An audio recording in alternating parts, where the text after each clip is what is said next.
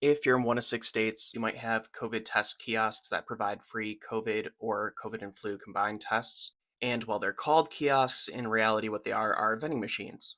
One such place doing this is Spokane, Washington, through a collaboration between the Regional Health District and Washington State Department of Health, where they claim the purpose of this is to provide underserved members of our community public health supplies. Currently, they provide COVID 19 tests, flu tests, and combined COVID 19 and flu tests, and soon they will include naloxone and other healthcare tools. Where there's a variety of tests you can get COVID 19 rapid antigen test, the multiplex rapid antigen test, which detect flu types A and B, as well as COVID 19, and then self swab PCR tests. Where these kiosks hold about 700 tests, and at least half need to be COVID 19 and flu tests provided by the Department of Health. And at least here, Spokane Regional Health District will add other health supplies to the kiosks at their own costs.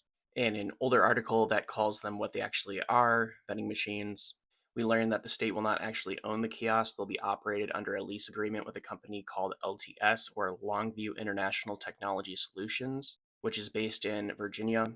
Or for just one of the vending machines, the estimated cost is about $41,000 a year per kiosk, which includes lease expenses and tests. And that for 17 kiosks, the agency says they already ordered. The cost would be estimated at about $700,000, where the health department says that kiosks make it possible to access healthcare tests and supplies at the push of a button in accessible locations 24/7. However, they were unable to immediately explain how the vending machines prevent one person from taking an excessive number of tests or other supplies. To find one of these vending machines or kiosks, if they're actually located by you, go to testandgo.com/kiosk-locator. And these are about the approximate locations that they are. You have some in Oklahoma, you have some in Washington, you have some in Michigan, you have a bunch in Georgia, and you have a few in North Carolina, and one in New York.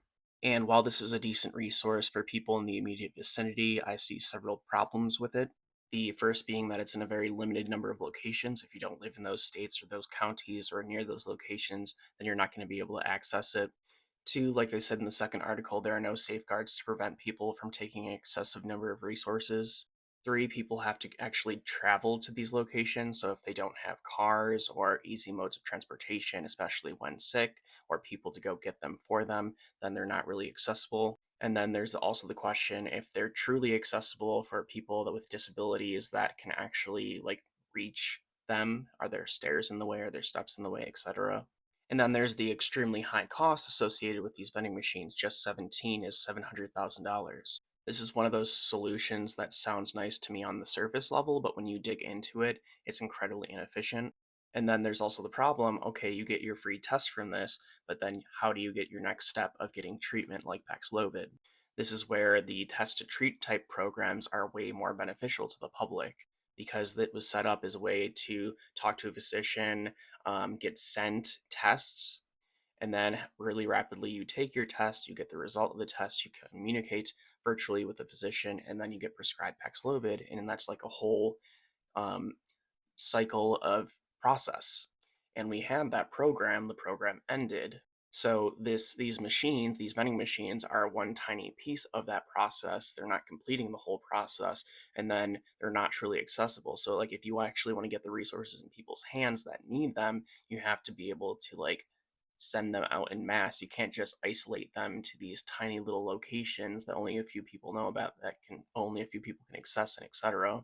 So ultimately, at least for me, this just seems like a platitude, like saying, oh, we're doing something when really they're not doing something. On a scale of 0 to 10, of 0 doing nothing and 10 doing everything, this would be something like a 2.